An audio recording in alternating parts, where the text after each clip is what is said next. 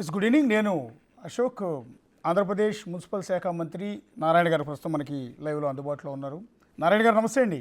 నమస్కారం అండి అశోక్ గారు. ఎలా సార్ 2014లో అప్పటి మంత్రిగా మీ చేతుల మీద అమరావతి రాజధాని ప్రాణం పోసుకుంది. అలాంటి రాజధాని గత 5 ఏళ్లలో అప్పుడున్న ప్రభుత్వానికి ముఖ్యమంత్రికి నచ్చలేదు అనుకుంటాను. పనులు పూర్తిగా ఆగిపోయాయి. అసలు రాజధాని అమరావతిలో ఉందంటే కూడా నమ్మే పరిస్థితి లేకుండా పోయింది. మళ్ళీ తిరిగి 2024లో మీ ప్రభుత్వం వచ్చి మళ్ళీ మీ చేతుల మీదుగానే అదే రాజధాని మళ్ళీ ఊపిరి అందుకుంటోంది. ఎలా ఉంది ఇదంతా కూడా? 2 సార్లు మీ చేతుల మీదుగానే. ఖచ్చితంగానండి. 2014-19లో యాక్చువల్గా ఎక్కువగా డిజైన్ చేయటం వాటికి యాక్చువల్గా చేయటం వల్ల టెండర్లు పిలిచాం, వర్క్ జరిగినాయి. దాదాపు 9,000 కోట్ల రూపాయలు వర్క్ జరిగినాయి. అయితే గత ప్రభుత్వం 3 ముక్కలు ఆటాడి యాక్చువల్గా అమరావతి రాజధానిని నిర్విరామం చేసింది. అయితే 2024 మళ్ళా తెలుగుదేశం ప్రభుత్వం ఎన్డీఏ ప్రభుత్వం రాగానే ముఖ్యమంత్రి గారు దీని మీద యాక్చువల్గా ఫోకస్ చేయటం, దీని మీద వెంటనే చర్యలు తీసుకున్నారు. ఇప్పుడు ఏ అయితే బిల్డింగ్స్, తర్వాత టవర్స్, 5 టవర్స్ ఏదైతే సెక్రటరియట్ టవర్స్ ఉన్నాయో వాటికి సంబంధించి ఐఐటి వాళ్ళకి ఇచ్చాం, దాన్ని స్టడీ చేసి రిపోర్ట్ ఇవ్వని. ఎందుకంటే గత 5 సంవత్సరాలు దాన్ని ఎవరు పట్టించుకోలేదు కాబట్టి గాలి వానకి దానివల్ల ఏమైనా డ్యామేజ్ అని. అయితే ఐఐటి వాళ్ళు ఇచ్చారు రిపోర్టు, ఎటువంటి ఇబ్బంది లేదు, మీరు ముందుకు పోవచ్చని.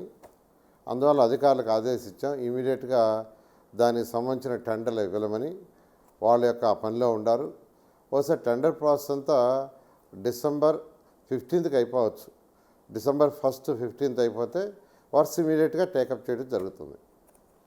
అంటే ఐఐటి టీం అంటే మొన్న చెన్నై, హైదరాబాద్ ఐఐటి టీం వచ్చారు. ఎక్కడెక్కడైతే ఇన్కంప్లీటెడ్గా బిల్డింగ్స్ ఉన్నాయో బిల్డింగ్లన్నీ కూడా పరిశీలించారు. ఆ టీమేనండి?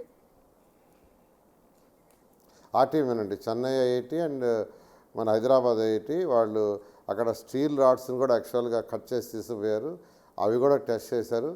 ఎటువంటి ఇబ్బంది లేదు, మీరు గో హెడ్ అని వాళ్ళు చెప్పడం జరిగింది. అంటే శాశ్వత సచివాలయం దాదాపు భారీ అంతస్తులతో నిర్మాణానికి ఆ రోజు మీరు కూడా శంకుస్థాపన కార్యక్రమంలో ఉన్న నిర్మాణ పనులు కూడా మొదలుపెట్టారు. అదంతా కూడా రీసెంట్గా గత 5 ఏళ్లలో పట్టించుకోకపోవడం వల్ల నీళ్ళల్లో ఉన్నట్టుంది కదండి. ఐరన్ రాడ్స్ అన్నీ కూడా నీళ్ళల్లో మునిగి ఉన్నాయి కదా, అదేం ప్రాబ్లం లేదని ఇచ్చారా రిపోర్టు? అందుకనే ఐఐటి వాళ్ళకి ఇచ్చామండి, ఎటువంటి ప్రాబ్లం లేదన్నారు. వాళ్ళు ఐరన్ రాడ్స్ని కూడా తీసుకుపోయి శాంపిల్ కట్ చేసి టెస్ట్ చేసి దాని మీద కూడా రిపోర్ట్ ఇచ్చారు. అందువల్ల యాక్చువల్గా ఆ కార్యక్రమం వెంటనే స్టార్ట్ అవుతుంది. ఇప్పుడు మిగిలిన భవనాలు ఉన్నాయి కదా సార్, అక్కడ ఎన్జిఓ క్వార్టర్స్ కావచ్చు, హైకోర్టు కావచ్చు, లేకపోతే జడ్జి క్వార్టర్స్ కావచ్చు, ఇవన్నీ కూడా దాదాపు 80%, 90% కంప్లీట్ అయిన భవనాలు ఉన్నాయి. ఇప్పుడు అవన్నీ కూడా ఫినిషింగ్ కంప్లీట్ చేసేస్తారా? ఇప్పుడు ఎమ్మెల్యే, ఎమ్మెల్సీ, తర్వాత సెక్రటరీలు, తర్వాత అక్కడ బంగ్లాలు సెక్రటరీస్కి కావచ్చు, లేదా జడ్జెస్కి కావచ్చు, లేదా డిఫరెంట్ కేటగిరీస్ ఆఫ్ ఎంప్లాయీస్కి మొత్తం 3,600 ఇళ్ళు అండి. ఈ 3,600 ఇళ్ళలో దాదాపు కొన్ని 90%, కొన్ని 80%, కొన్ని 70% పూర్తయినాయి. వాటిలన్నిటి కూడా అవి కూడా స్టడీ చేశారు. అవి హైదరాబాదు ఐఐటి వాళ్ళకి ఇచ్చాం. వాళ్ళు స్టడీ చేసి క్లారిటీ ఇచ్చారు, ఎటువంటి ఇబ్బంది లేదు, వర్క్ స్టార్ట్ చేయండి అని. కాబట్టి వాటిని వెంటనే స్టార్ట్ చేయమని అధికారులకు ఇన్స్ట్రక్షన్ చేయడం జరిగింది. ఇంకొక విషయం ఏంటంటే, ఇప్పుడు కృష్ణానదికి ఈసారి 11.43 లక్షల క్యూసెక్కుల వాటర్ వచ్చింది. గత 100 సంవత్సరాలు ఇప్పుడు రాలా. అదేవిధంగా బుడమేరుకి కెపాసిటీ 14,500 క్యూసెక్కులు అయితే 30,000 వచ్చింది. విజయవాడ నగరం సగం వచ్చి మునిగిపోయింది. కానీ అమరావతి రాజధానికి మాత్రం ఎటువంటి ఇబ్బంది లేకుండా జరిగింది. ఎందుకంటే అమరావతి రాజధాని మునిగిపోద్దని గత సీఎం వైఎస్ఆర్సీపీ సీఎం జగన్మోహన్ రెడ్డి గారు ప్రపంచ బ్యాంకు వాళ్ళు లెటర్ రాశారు, మీరు లోన్ ఇవ్వద్దు, ఇది మునిగిపోద్దని. ఆ విధంగా ఉండింది. కానీ ఇప్పుడు ఈ యొక్క వర్షాలలో కృష్ణానదికి వచ్చిన వాటర్ 11.43 లక్షల క్యూసెక్కుల వాటర్ కానీ, బుడమేరుకు వచ్చిన 30,000 క్యూసెక్కుల వల్ల ఎటువంటి డ్యామేజ్ జరగలేదు, అక్కడ వరద రాలేదు. ఇదే ఒక నిదర్శనం. అయినప్పటికీ గతంలో 2014-19 ఉన్నప్పుడు ఫ్యూచర్ దృష్టిలో పెట్టుకొని రాబోయే రోజుల్లో ఎటువంటి ఇబ్బంది ఉండకూడదని అక్కడ కొండవీటి వాగు, పాలవాగు 2 ఉన్నాయి. మూడవది గ్రావిటేషన్ కెనాల్ అని మూడోది మనం చేపట్టాం. ఈ మూడింటిని నెదర్లాండ్స్ వాళ్ళ దగ్గర స్టడీ చేయించాం. నెదర్లాండ్స్ ఎందుకంటే నెదర్లాండ్ సిటీ సముద్రం కంటే కింద ఉంటుంది. వాళ్ళు చాలా పక్కాగా ప్లాన్ చేశారు. ప్రపంచంలో నీళ్ల కంటే కిందుండే నగరం అది. వాళ్ళకి ఇచ్చాం కన్సల్టెంట్గా. వాళ్ళు ఇచ్చిన design Kondaveeti Vagu, Palavagu, gravitation canal. Kondaveeti Vagu అయితే 23.6 కిలోమీటర్లు, పాలవాగు 16.7, గ్రావిటేషన్ కెనాల్ 8 కిలోమీటర్లు. ఈరోజు కొండవీటి వాగు 2 మీటర్లు లేదా 3 మీటర్లు ఉంటుంది. అంటే అంతా దాన్ని బూట్ చేశారు అటుపక్క ఇటుపక్క రైతులు. అయితే ఈరోజు ఏ కన్సల్టెంట్ అయితే నెదర్లాండ్ కన్సల్టెంట్స్ ఇచ్చారో వాళ్ళు ఇచ్చింది ఆ కొండవీటి వాగు యొక్క వెడల్పు ఎలా చేశారంటే శాఖమూరు నుంచి నీరుకొండ దాకా బేస్ వచ్చి 14 మీటర్లు, పైనొచ్చి 65 మీటర్లు. అదేవిధంగా నీరుకొండ నుంచి కృష్ణాయపాలెం దాకా బేస్ 75 మీటర్లు, పైనొచ్చి 115 మీటర్లు. అదేవిధంగా కృష్ణాయపాలెం నుంచి వినుకొండ దాకా కింద బేస్ 75 మీటర్లు, పైనొచ్చి 115 మీటర్లు. అంటే వాళ్ళు ఇచ్చిన డిజైన్ ఈ కొండవీటి వాగ్ కానీ, కృష్ణ తర్వాత పాలవాగ్ కానీ, లేదా గ్రావిటేషన్ కెనాల్కి కానీ అక్కడ ఎంత వర్షం వచ్చినా, పైన ఎంత వర్షం వచ్చినా కెనాల్స్లో స్టోర్ అయిపోతుంది. బయటకు బాగుండి ఇచ్చారు. ఇక్కడ మనం తీసుకునే వెడల్పు కానీ, లోతు కానీ వాళ్ళ ఎంత వర్షం వచ్చినా, ఒకవేళ దానికి మించి ఇంకా వర్షం వచ్చిందనుకోండి, వాళ్ళు ఒక 6 రిజర్వాయర్స్ ఇచ్చారు. 6 రిజర్వాయర్స్ చేయమని. అందులో నీరుకొండ దగ్గర 0.4 టీఎంసీతో, కృష్ణాయపాలెం దగ్గర 0.1 టీఎంసీతో, శాఖమూరు రిజర్వాయర్ 0.01 టీఎంసీతో, అదేవిధంగా ల్యామ్ సిటీకి బయట 0.3 టీఎంసీ, అదేవిధంగా పెదపరిమి దగ్గర 0.2 టీఎంసీ, అదే కదా వైకుంఠపురం దగ్గర 0.3. అంటే కెనాల్స్లో తవ్విన కెనాల్స్లో సరిపోతుంది. ఒకవేళ ఎక్సెస్ వస్తే ఈ రిజర్వాయర్ 6 రిజర్వాయర్లకు వచ్చేదిగా. ఇంకా ఎక్సెస్ వచ్చేదనుకోండి, దానికి కూడా వాళ్ళు యాక్చువల్గా సొల్యూషన్ ఏమి ఇచ్చారంటే ఉండవల్లి దగ్గర 12,356 తోడిపోసేటట్టుగా, అదేవిధంగా వైకుంఠపురం దగ్గర 5,650 క్యూసెక్లు బయటకు తోడిపోసే విధంగా, అదేవిధంగా గుంటూరు ఛానల్లో 4,000 క్యూసెక్లు బయటకు పోయేటట్టుగా ఎక్సలెంట్ డిజైన్ ఇచ్చారు. వాళ్ళు చెప్పింది ఏంటంటే కెనాల్స్లో స్టోర్ అవుతుంది, అంతమించి బయటికి రాదు. ఒకవేళ వచ్చిన ఇటువంటి పరిస్థితుల్లో రిజర్వాయర్స్ మిస్ అయినా బయటికి అలాంటి డిజైన్ చేసామండి అక్కడ.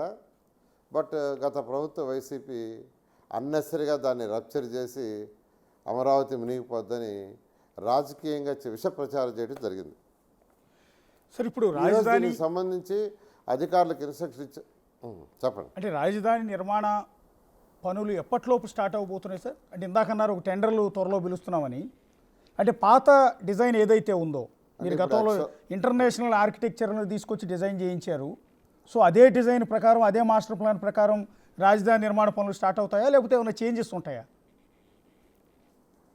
రాజధానిలో 5 టవర్లు కానీ, అసెంబ్లీ టవర్ కానీ, హైకోర్టు కానీ, బిల్డింగ్లు కానీ, రోడ్లు కానీ అదే డిజైన్ అండి. డిజైన్లు ఏం మార్పు చేయట్లేదు. అయితే ఫస్ట్ కన్సల్టెంట్స్ పిలుస్తున్నాం. ఆల్రెడీ టెండర్లు పిలిచారు. రేపు 19వ తేదీ 20వ తేదీ టెండర్లు ఓపెన్ చేస్తున్నారు. ఆ కన్సల్టెంట్ ఎస్టిమేషన్స్ చేస్తారు. ఎస్టిమేషన్స్ అయిన తర్వాత బహుశా వాళ్ళకు ఒక 1 మంత్ ఇవ్వాల్సి వస్తుంది ఇప్పటి నుంచి. అంటే అక్టోబర్ 15th, అక్టోబర్ 20th. ఇది అయిన తర్వాత టెండర్లు పిలుస్తారు. టెండర్లు బహుశా అక్టోబర్ ఎండింగ్కి పిలవచ్చు. నవంబర్ ఎండింగ్కి టెండర్లు ఓపెన్ చేసి వాళ్ళకి అలాట్ చేస్తే డిసెంబర్ 15th నుంచి డిసెంబర్ 18th లోపల అన్ని వర్కులు, అంటే టవర్స్ కావచ్చు, బిల్డింగ్స్ కావచ్చు, లేదా రోడ్లు కావచ్చు, అన్ని వర్కులు టేకప్ అవుతాయి. అంటే ఇప్పుడు మీరు చెప్పిన టవర్లు ఆల్రెడీ 90% కంప్లీట్ అయిన టవర్లు కావచ్చు. ఇవన్నీ గతంలో ఎల్ఎన్టీ సంస్థ కానీ, షాపూర్జీ పల్లోంజీ కానీ, ఇతర ఇంటర్నేషనల్ కాంట్రాక్ట్ సంస్థల నిర్మాణాలు చేపట్టాయి, దాదాపు చాలా వరకు పూర్తి చేశాయి. సో వాళ్ళకే రీటెండర్ ఇస్తారని, లేదు కొత్తగా మళ్ళీ టెండర్లు పిలవటమేనా? అంటే ఆల్రెడీ వాళ్ళు వర్క్ చేస్తున్నారు కదా. వాళ్ళ టెండర్లు వాళ్ళు చేసిన వరకు కంప్లీట్ చేస్తున్నాం. వాళ్ళకి ఇవ్వాల్సిన బిల్స్ క్లియర్ చేస్తున్నాం. మళ్ళీ రీటెండర్ పిలుస్తుంది. ఎందుకంటే వాళ్ళకి ఇచ్చిన పీరియడ్ అయిపోయింది. పీరియడ్ అయిపోయినందువల్ల మళ్ళీ రీటెండర్కి పోవడానికి నిర్ణయించాం. కాకపోతే డిజైన్ అదే ఉంటుంది, కాంట్రాక్ట్ సంస్థలు వేరే వాళ్ళు వచ్చి వీటిని ఫినిషింగ్ కంప్లీట్ చేయొచ్చు. అంతే అంతే ఎవరైనా ఒక సిస్టంలో పోయేటప్పుడు ఎవరైనా ఇబ్బంది లేదండి. ఎస్ సార్, రీసెంట్గా మీరు రాజధాని గత 5 ఏళ్లలో రాజధానిలో అసలు యాక్టివిటీ అనేది ఏమీ లేకపోవటం వల్ల పూర్తిగా అడవి మాదిరిగా మారిపోయింది. ప్రజల నుంచి ఏవైతే రైతుల నుంచి మీరు 33,000 ఎకరాల భూములు తీసుకున్నారో అందులో మెజారిటీ భూములంతా కూడా అడవిని తలపించేలా అయిపోతే మీరు 36 కోట్లు టెండర్లు ఇచ్చి మరీ ఆ ముళ్ళ కంపలంతా కూడా తొలగిస్తూ ఉన్నారు. సో అదంతా క్లియర్ అయిందండి, ఎన్ని రోజులు పట్టే అవకాశం ఉంటుంది ఇంకా? అండి గత మంత్ 8వ తేదీ యాక్చువల్గా స్టార్ట్ చేసాము. ఈ మంత్ 8వ తేదీ కాపాలని టార్గెట్ చేసాం. అనుకున్న విధంగానే పాపం వాళ్ళు చేశారు. అయితే 31వ తేదీ వచ్చిన ఫ్లడ్ వల్ల అంటే మొత్తం సిటీ అంతా వచ్చింది. వర్షాల వల్ల యాక్చువల్గా దాన్ని ఆపి అక్కడ ఉన్న ప్రొక్లైన్లోనే యాక్చువల్గా ఈ సిటీలో ఈ కెనాల్స్ తీయడానికి డైవర్ట్ చేసాం. ఎందుకంటే ఇక్కడ అవసరం కాబట్టి, ఎమర్జెన్సీ కాబట్టి డైవర్ట్ చేసాం. అందువల్ల అక్కడ పనులు ఆగిపోయినాయి. మరొక 4-5 రోజులు వాళ్ళు పనులు స్టార్ట్ చేస్తే ఒక 10 రోజుల్లో అది పూర్తి అయిపోతుంది. కేవలం మరొక 10 డేస్ సరిపోతుంది. మళ్ళీ ఆనాటి అమరావతి కళ కనిపిస్తోందండి. ఎందుకంటే అప్పుడు ఒక్క ముళ్ళకంప ఆ 33,000 ఎకరాల్లో ఎక్కడ చూద్దామన్నా చిన్న ముళ్ళకంప కానీ ఒక ఇది కానీ ఏమీ కనిపించాలి. అలాంటిది ఇప్పుడు పైన డ్రోన్ విజువల్స్ షూట్ చేసినా కూడా మొత్తం అడవి మాదిరిగానే కనిపిస్తుంది. ఇది రాజధాని అంటే నమ్మే పరిస్థితి కూడా లేనట్టుగా. ముఖ్యమంత్రి గారు అయితే ముళ్ళ కంపలను తొలగించేసి చదును కూడా చేయమన్నాడండి. అది చదును కూడా చేయించడం జరుగుతుంది. అంటే మీరు గతంలో రిటర్నబుల్ ప్లాట్స్ ఇచ్చారండి. ఎవరైతే ల్యాండ్ పూలింగ్ కింద భూములు ఇచ్చారో వాళ్ళ కమర్షియల్ ఫ్లాట్లు కావచ్చు, రెసిడెన్షియల్ ఫ్లాట్లు కావచ్చు, ఇవన్నీ కూడా అలాట్ చేశారు. పాపం ఈరోజు ఆ ఫ్లాట్ ఎవరికి ఎక్కడ ఇచ్చారో కూడా వాళ్ళు వచ్చి వెతుక్కున్నా కూడా కనిపించిన పరిస్థితి ఉంది అడవి వల్ల. సో అదే ఎట్లా అండి, మళ్ళీ అదంతా వెరిఫికేషన్ కావచ్చు, ఐడెంటిటీ కావచ్చు, వాళ్ళకి అలాట్మెంట్ కావచ్చు, ఈ ప్రాసెస్ ఎలా ఉంటుంది? అంటే దానివల్ల ఎటువంటి ఇబ్బంది లేదండి. ఇప్పుడు యాక్చువల్గా ఇచ్చిందంటే జియో కోఆర్డినేట్స్ ఇచ్చాం. అంటే ఎవరి ప్లాట్ ఎక్కడుండేది జియో కోఆర్డినేటర్స్, ఆ జియో కోఆర్డినేట్స్ చూసుకుంటే ఎవరి ప్లాట్ ఎక్కడనేది తెలుస్తుంది. పోయిన రాళ్ళన్నీ కూడా నాటమని అధికారులకు ఆదేశం ఇచ్చాము. రాళ్ళు కూడా నాటడం జరుగుతుంది. ఓకే, ల్యాండ్ పూలింగ్ ప్రక్రియ గత 5 ఏళ్ల క్రితం మీ ప్రభుత్వం పడిపోవటం వల్ల ల్యాండ్ పూలింగ్ ప్రక్రియ అక్కడితో ఆగిపోయింది. మీరు ఎక్స్పెక్టేషన్ భూముల కంటే 34,000 ఎకరాలు మాత్రమే తీసుకున్నట్టున్నారు, ఇంకా తీసుకోవాల్సి ఉంది. పర్టికులర్గా ఇటు ఉండవల్లి కావచ్చు, ఆ పక్కనున్న నవలూరు కావచ్చు, ఇలాంటి గ్రామాల్లో ఇంకా పూలింగ్ జరగాల్సి ఉంది. ఆ ప్రక్రియ మళ్ళీ రీస్టార్ట్ చేశారా? యాక్చువల్గా స్టార్ట్ చేసామండి. నిన్నైతే కొంతమంది రైతులు నన్ను యాక్చువల్గా మీరు రాండి సార్ మాకు కొన్ని డౌట్లు ఉన్నాయంటే నేనే వాళ్ళ ఇళ్ళకి పోయి 10 మంది ఇళ్ళకి పోయి ఎక్స్ప్లెయిన్ చేశాను. వాళ్ళు 11.5 ఎకరాలు నేను ఇచ్చారు. ఇవాళ పెనుబాకు నన్ను రమ్మన్నారు. పెనుబాకులో 10 ఎకరాలు ఇస్తామంటే ఇవాళ ఈవినింగ్ 5 o'clock పోతున్నానండి. ఎవరు 1 సెంట్ ఇస్తానన్నా వాళ్ళకి ఏ డౌట్ ఉన్నా నేనే పోయి ఎక్స్ప్లెయిన్ చేయడానికి నిర్ణయించుకున్నాను. మీ తరఫున చెప్తున్నాను, రైతు సోదరులు మిగిలిన 3,500 ఎకరాలు సుమారుగా ఇవ్వాల్సి ఉంది. ఎవరికి ఏ డౌట్ ఉన్నా దాని మీద నేనే క్లారిఫై చేస్తాను. నేనే ల్యాండ్ పూలింగ్ కూడా తీసుకోవడానికి సిద్ధమయ్యాను. ఆ విధంగా ఇవాళ 5 గంటలకి ఒక విలేజ్కి పోతున్నానండి. మీరే స్వయంగా వాళ్ళ దగ్గరికి వెళ్ళి ల్యాండ్ పూలింగ్ ప్రక్రియ అంతా మీరే మీ చేతుల మీదే నేరుగా రైతు ఇంటి దగ్గరికి వెళ్ళి కలెక్ట్ అంటే చేసుకుంటారు. వాళ్ళకున్న డౌట్స్ అవునండి. నిన్న 10 మంది ఇళ్ళకి పోయి నేను కలెక్ట్ చేసుకున్నాను అధికారులతోటే. ఇవాళ వచ్చి ఒక విలేజ్కి పోతూ ఉన్నాను. వాళ్ళు రమ్మన్నారు, 10 ఎకరాలు ఇస్తారు రమ్మన్నారు. మాకు కొన్ని డౌట్లు ఉన్నాయి, క్లారిఫై చేయమన్నారు. ఆ డౌట్లు క్లారిఫై చేయడానికే పోతున్నాను మంత్రిగా. అంటే గతంలో మీకు బాగా ఐడియా ఉందండి, చాలా చోట్ల ప్రొటెస్టులు చేశారు, పర్టికులర్గా 2-3 గ్రామాల్లో.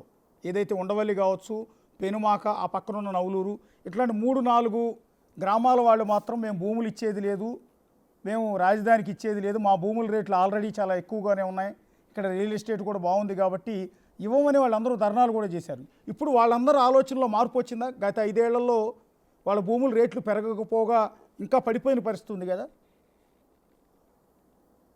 చాలామందికి యాక్చువల్గా మార్పు వచ్చిందండి. వాడు కూడా అర్థం చేసుకున్నారు. వాడు కూడాను ఈరోజు పెనుమాకు కూడా కొద్దిగా తక్కువ ఇచ్చారు. ఈరోజు పెనుమాకులోనే 10 ఎకరాలు ఇస్తామని యాక్చువల్గా ఇన్ఫామ్ చేసి వాళ్ళు పెనుమాకే పోతున్నాను. అట్లాంటి విలేజ్కి వాళ్ళలో మార్పు వచ్చింది. అందరికి కూడా చెప్పాం, ల్యాండ్ అక్విజిషన్ అయినా ఇబ్బంది లేదు, ల్యాండ్ పూలింగ్ అయినా ఇబ్బంది లేదు. అయితే మా వరకు మీకు చెప్పడం ల్యాండ్ పూలింగ్లోనే మీకు అడ్వాంటేజ్ ఎక్కువ వస్తుందని మేము చెప్పడం జరిగింది. దానికి స్పందించి కొంతమంది ముందుకు వస్తున్నారండి. ఎవరన్నా రాకుంటే అది ల్యాండ్ అక్విజిషన్ మీద తీసుకోవడం జరుగుతుంది. ఓకే, అంటే ఒకవేళ ల్యాండ్ పూలింగ్ కింద ఇవ్వటం ఇష్టం లేకపోతే ల్యాండ్ అక్విజిషన్ కింద ఈవెన్ బలవంతంగా అయినా తీసుకునే అవకాశం ఉంటుందా? అంటే ప్రజా అవసరాల కోసం కాబట్టి. అంటే ఇది క్యాపిటల్ సిటీ కదండి, ప్రజావతారాలు కాబట్టి, ఇన్ఫ్రాస్ట్రక్చర్కి దానికి కాబట్టి, ఇది ఒక రాజధానిగా డిక్లేర్ చేశాం కాబట్టి తీసుకోక తప్పదండి. అంటే ఆ పరిస్థితి రాకపోవచ్చేమో బహుశా మీరు అన్న ప్రకారం వాళ్ళందరూ ఆలోచనలో మార్పు వచ్చింది కాబట్టి, సో బలవంతంగా తీసుకునే పరిస్థితి రాకపోవచ్చేమో. అయితే ఒకటిసారి ఇప్పుడు కొత్తగా మళ్ళీ 5 ఏళ్ల తర్వాత ల్యాండ్ పూలింగ్ ప్రక్రియ స్టార్ట్ చేశారు మీరు స్వయంగా, మీరే వెళ్ళి మరీ భూములు తీసుకుంటూ ఉన్న నేపథ్యంలో, గతంలో ల్యాండ్ పూలింగ్ కింద ఇచ్చిన రైతులకు ఏవైతే పరిహారం ఇచ్చారో, అదే రిటర్నబుల్ ఫ్లాట్స్, కమర్షియల్ ఇన్ని గజాలు లేకపోతే రెసిడెన్షియల్ ఇన్ని గజాలు అని ఇచ్చారు, అలాగే కౌలు ఇచ్చారు కదా, అవే వీళ్ళకి వర్తిస్తాయా? వీళ్ళకి ఏమైనా ఎక్సెస్ ఇస్తున్నారా? అదే ఇస్తున్నామండి. యాక్చువల్గా 50,000 జరీ భూమి అయితే 50,000, నాన్ జరీబ్ అయితే 30,000 ఇస్తున్నాం. అయితే 10 సంవత్సరాలు ఇస్తాం, 10 సంవత్సరాలు కంటిన్యూ చేయడం జరుగుతుంది వాళ్ళకి, 10 ఇయర్స్. అంటే అంతకుముందు రైతులకు 5 ఇయర్స్ అన్నాం, దాన్ని మరొక 5 సంవత్సరాలు పొడిగించాం, 10 ఏళ్ళు. వీళ్ళకి 10 ఇయర్స్ అలాగే ఇచ్చుకుంటా పోతాం. ఎవ్రీ ఇయర్ జరీ భూమి అయితే 5,000 పెంచుతూ పోతాం, నాన్ జరీబ్ అయితే 3,000 పెంచుకుంటా పోతాం. అంటే గత 5 ఏళ్లలో ల్యాండ్ పూలింగ్ కింద భూములు ఇచ్చిన వాళ్ళకి కౌలు కూడా సరిగా అందలేదని చాలా చోట్ల ఆందోళన చేశారు ప్రజలు, రైతులు. సో అదంతా క్లియర్ చేస్తున్నారండి. అంటే గత ప్రభుత్వం 2 ఇన్స్టాల్మెంట్స్ ఆపేసింది 2 ఇయర్స్ది. అయితే నిన్నే ముఖ్యమంత్రి గారు ఆదేశం ఇచ్చి ఒక ఇన్స్టాల్మెంట్ రిలీజ్ చేశారు. రేపు మార్నింగ్ రైతు సోదరుల యొక్క అకౌంట్లో ఒక ఇన్స్టాల్మెంట్ పడుతుందండి. ఓకే, మరొక ఇన్స్టాల్మెంట్ త్వరలో కూడా క్లియర్ చేయడం జరుగుతుంది. ఓకే. అంటే సార్ ఇంతకుముందు రాజధానిలో అయితే ఇక్కడ ఒక సార్ కంటిన్యూ అండి. ఇప్పుడు యాక్చువల్గా అంటే మేజర్ ల్యాండ్ పుల్లింగ్ అయిపోయిందండి. అప్పుడు లాటరీ సిస్టంలో ప్లాట్లు ఇచ్చాము. ఇప్పుడు అక్కడక్కడ ఒక 10 ఎకరాలు 15 ఎకరాలు ఈచ్ విలేజ్లో ఉన్నాయి. అయితే ఏ విలేజ్లో వాళ్ళకి అక్కడే ప్లాట్ ఇస్తా ఉన్నాం కాబట్టి ఇప్పుడు ఎలా చేసామంటే లాటరీ కాకుండా ఎవరు ముందు సైట్ ఇస్తే వాళ్ళు వచ్చి ఉన్న ప్లాట్లలో సెలెక్ట్ చేసుకోవచ్చు బెస్ట్ ప్లాట్ని. వాళ్ళకి అది అలాట్ చేసే సిస్టమ్ తీసుకొచ్చామండి. దానివల్ల రైతు సోదరులందరికీ చెప్పాం, మీరు త్వరగా ఇవ్వండి, మీకు కావాల్సిన కోరిన దగ్గర మీరు ప్లాటు తీసుకోండి అని చెప్పడం జరిగిందండి. ఇప్పుడు అంటే గత 2014-2019 మధ్య ఏవైతే రైతుల నుంచి ల్యాండ్ పూలింగ్ కింద తీసుకున్న భూముల్ని చాలా సంస్థలకు మీరు అలాట్ చేశారు. చాలామంది హాస్పిటల్స్ కట్టడానికి కానీ, యూనివర్సిటీలు కట్టడానికి కానీ, ఇతర సంస్థలు, కేంద్ర ప్రభుత్వానికి సంబంధించిన సంస్థలు కూడా ఆయా ప్రభుత్వ కార్యాలయాల బిల్డింగ్లు కట్టడానికి శంకుస్థాపనలు చేశారు. సో వాళ్ళందరూ గత 5 ఏళ్లలో ప్రభుత్వం ఇంట్రెస్ట్ చూపించకపోవడంతో వాళ్ళు వెనక్కి వెళ్ళిపోయారు. ఒక విట్టు, ఎస్ఆర్ఎం యూనివర్సిటీ, అమృత యూనివర్సిటీ తప్ప మిగిలిన వాళ్ళంతా కూడా బ్యాక్ ఎండ్ అయ్యారు. సో మళ్ళీ వాళ్ళందరినీ తీసుకొచ్చి అక్కడ వాళ్ళ నిర్మాణాలన్నీ కంటిన్యూ చేసేందుకు ఇనిషియేటివ్ తీసుకుంటున్నారా? యాక్చువల్గా వాళ్ళందరితో మాట్లాడడం జరిగిందండి. ఆల్మోస్ట్ ఆల్ వచ్చి చేయడానికి యాక్సెప్ట్ చేశారు వాళ్ళందరూ. అయితే ఆ రోడ్లు, డ్రైన్స్ కొద్దిగా స్టార్ట్ అయిన తర్వాత చేస్తారు. అయితే ముఖ్యమంత్రి గారు ఒక కమిటీ వేశారు మంత్రులతో. ఆ కమిటీ ఏం చెప్పింది, ఆ కమిటీకి ఏం ఇన్స్ట్రక్షన్ ఇచ్చారంటే మళ్ళా వాళ్ళని పిలిచి ఒకసారి వాళ్ళ యొక్క ప్రజెంట్ ఎకనమిక్ స్టేటస్ చేయమన్నారు. ఇచ్చింది 5 సంవత్సరాల క్రితం. ప్రజెంట్ వాళ్ళ ఎకనమిక్ స్టేటస్ అంతా చేసి దాని ప్రకారం యాక్చువల్గా అలాట్ చేయమని చెప్పారు. ఒక టైం బౌండెడ్ ఇచ్చి ఆ టైం బౌండ్లో వాళ్ళు కూడా కట్టేటట్టుగా చేయమన్నారు. దాని మీద ఆ మంత్రుల కమిటీ స్టడీ చేస్తుంది. త్వరలో నిర్ణయం తీసుకొని వాళ్ళకి మళ్ళీ ఎవరైతే చేస్తామని ముందుకు వస్తారో, ఫైనాన్షియల్ స్టేటస్ బాగుంటుందో వాళ్ళకి మళ్ళీ అలాట్ చేయడం జరుగుతుంది. అంటే రాజధాని నిర్మాణం అంటే చాలా పెద్ద ఎత్తున బడ్జెట్ కావాల్సి ఉంటుంది. సో ఈసారి ఎన్డీఏ కూటమిలో ఉన్నారు కాబట్టి కేంద్ర ప్రభుత్వం నుంచి కూడా పూర్తి స్థాయి సహకారం ఉంటుంది. కేంద్ర ప్రభుత్వం రాజధాని నిర్మాణానికి కావాల్సిన నిధులను ఇస్తుంది అని ఆ కాన్ఫిడెన్స్ ఉందా మీకు? అంటే ఆల్రెడీ ఒక 15,000 crores యాక్చువల్గా వరల్డ్ బ్యాంక్ ద్వారా ఏర్పాటు చేస్తున్నారండి. యాక్చువల్గాను ఫస్ట్ దాంతో స్టార్ట్ చేయమన్నారు. తర్వాత మళ్ళీ డిస్కస్ చేస్తామని. అందువల్ల ఖచ్చితంగా ఇది రాజధాని అంటే దాదాపు 10 ఏళ్ళైనా రాజధాని లేని రాష్ట్రం కాబట్టి వాళ్ళు సపోర్ట్ చేస్తామన్నారు. సపోర్ట్ చేస్తారని ఆశిస్తున్నాం. అంటే ప్రపంచ బ్యాంకు నుంచి ఇప్పించడం అంటే మళ్ళీ ఆ రుణం మనం తీర్చుకోవాల్సిందే కదా. వీళ్ళు ఇప్పించేది ఏముంటుందండి? అంటే కామన్ మ్యాన్కి వచ్చే డౌట్. అంటే ఫస్ట్ మేము అరేంజ్ చేస్తున్నాం, తీసుకోండి. తర్వాత ఏ విధంగా చేయాలనేది, అంటే వాళ్ళు ఎంత ఇస్తారు, మనం ఎంత పెట్టాలనేది తర్వాత డిసైడ్ చేస్తామని సెంట్రల్ ఫైనాన్స్ మినిస్టర్ గారు స్టేట్మెంట్ ఇచ్చారు. అందువల్ల వాళ్ళు మేజర్ హెల్ప్ చేస్తారని హోప్ చేస్తున్నాం. సార్ రీసెంట్గా చూసాం, గతంలో సీడ్ యాక్సెస్ రోడ్డు నిర్మాణం అద్భుత స్థాయిలో చేశారు మీరు. కానీ ఆ తర్వాత కాలంలో గత 5 ఏళ్లలో ఆ రోడ్లు పూర్తిగా చాలా చోట్ల దెబ్బతిన్న పరిస్థితి కనిపించింది. అట్లాగే రోడ్ల నిర్మాణాల కోసం తీసుకొచ్చిన మెటీరియల్ని కొంతమంది ఎత్తుకుపోయారు, ఇంకొంతమంది ఐరన్ ఎత్తుకుపోయారు, పైపులను ఎత్తుకుపోయారు. సో ఇవన్నీ మళ్ళీ ఎట్లా రిట్రీవ్ చేస్తున్నారు? అంటే యాక్చువల్గా ఏంటంటే మన ఈపీసీ కాంట్రాక్ట్ అండి, కాంట్రాక్టర్ యొక్క బాధ్యత ఎంతాను. అందుకని అధికారులు ఎస్టిమేట్ చేస్తున్నారు. ఇప్పుడు ఈ కన్సల్టెంట్ని పిలిచారు, రేపు 19వ తేదీ 20వ తేదీ రీఓపెన్ చేస్తున్నారు. వాళ్ళు ఎస్టిమేట్ చేస్తారు ఎంత వర్క్ చేశారు, ఎంత బిల్స్ పే చేసి ఎంత పే చేయాలనేది అంతాను. చేసిన తర్వాత వాళ్ళకి అవన్నీ క్లియర్ చేస్తాం. బట్ మెటీరియల్ ఏదైనా ఉంటే అది కాంట్రాక్టర్ బాధ్యత. ఎందుకంటే ఈపీసీ మోడల్ కాబట్టి ఈపీసీ మోడల్లో ప్రతి మెటీరియల్ని ప్రొడక్ట్ చేసుకునే బాధ్యత. కొందరు కొన్ని దొంగలించిన మాట వాస్తవే, వాళ్ళ మీద కేసులు కూడా పెట్టారు యాక్చువల్గా. అందువల్ల యాక్చువల్గా అధికారులు వాళ్ళతో మాట్లాడుతూ ఉంటారు కాంట్రాక్టర్లతో. సార్ అమరావతిలో చాలా పెద్ద ఎత్తున కుంభకోణం జరిగింది, క్విడ్ ప్రోకో జరిగింది. రాజధాని ఇక్కడే వస్తుంది అని ముందస్తుగానే తెలుసుకుని తెలుగుదేశం పార్టీలో ఉన్న చంద్రబాబు నాయుడుతో సహా మీతో సహా చాలామంది భూములు కొనుగోలు చేశారు అంటూ ఆనాడు వైసీపీ ప్రతిపక్షంలో ఉన్నప్పుడు ఆరోపించింది. వాళ్ళ ప్రభుత్వం వచ్చిన తర్వాత దాని మీద ఎంక్వైరీ కోసం సిఐడితో విచారణ కూడా స్టార్ట్ చేసింది. ఆ తర్వాత కోర్టుకు వెళ్ళిన తర్వాత కోర్టు ఆ కేసును కొట్టేసినట్టుంది. సో ఈ కొట్టేసిన సందర్భంలో ఇన్ని వివాదాలు ఎదుర్కొన్న మీరు ఎలా ఫీల్ అయి ఉంటారండి ఆ టైంలో? అంటే ఖచ్చితంగానండి, ఎందుకంటే ఒక రాష్ట్రానికి రాజధాని అంటే ఒక ప్లేస్లో ఉండాలండి. ఇప్పుడు ఇక్కడ అసెంబ్లీ, సెక్రటరియట్ వైజాగ్, తర్వాత హైకోర్టు ఇంకో దగ్గర అంటే ఇప్పుడు అసెంబ్లీ జరిగేటప్పుడు అధికారులందరూ రావాలి. అధికారులు ఖచ్చితంగా రావాలంటే వైజాగ్ నుంచి మొత్తం ఇక్కడికి రావాలి. తర్వాత ఒక వ్యక్తికి పని ఉంటే ఎక్కడికి పోవాలండి? ఒకే దగ్గర అన్నీ ఉంటే, ఒకే స్థలంలో ఉంటే వచ్చిన వ్యక్తికి ఈజీ అవుతుంది. ఆ ఉద్దేశంతో రాజధాని ఇప్పుడైతే మేము కట్టే బిల్డింగ్స్ అయితే ఇంకా మోస్ట్ సఫిస్టికేటెడ్గా మంత్రి గారు, సెక్రటరీ, డైరెక్టర్, కమిషన్, వాళ్ళ కింద స్టాఫ్ అందరూ ఒకే ఫ్లోర్ కానీ 2 ఫ్లోర్లలో ఉంటారు. అంటే ఒక వ్యక్తికి ఒక పల్లెటూరు నుంచో ఒక టౌన్ నుంచో ఒక వ్యక్తి పనుండి వస్తే ఒకేసారి అదే ఫ్లోర్లో పై ఫ్లోర్లో కానీ 2 ఫ్లోర్లో 3 ఫ్లోర్లలో ఉన్న అధికారులని, మంత్రులు అందరినీ కలిసి పనిచేసుకొని వెళ్ళిపోతాడు. ఈరోజు తీసుకోండి, ఏదైనా ఒక డిపార్ట్మెంట్ పని కావాలంటే సెక్రటరీ అక్కడ ఉంది, హెచ్ఓడి బిల్డింగ్స్ ఎక్కువ విజయవాడ అండ్ గుంటూరులో ఉన్నాయి. వాళ్ళ పని బాగుంటే గుంటూరు పరిగెత్తాలా, మళ్ళీ అమరావతి పరిగెత్తాలా?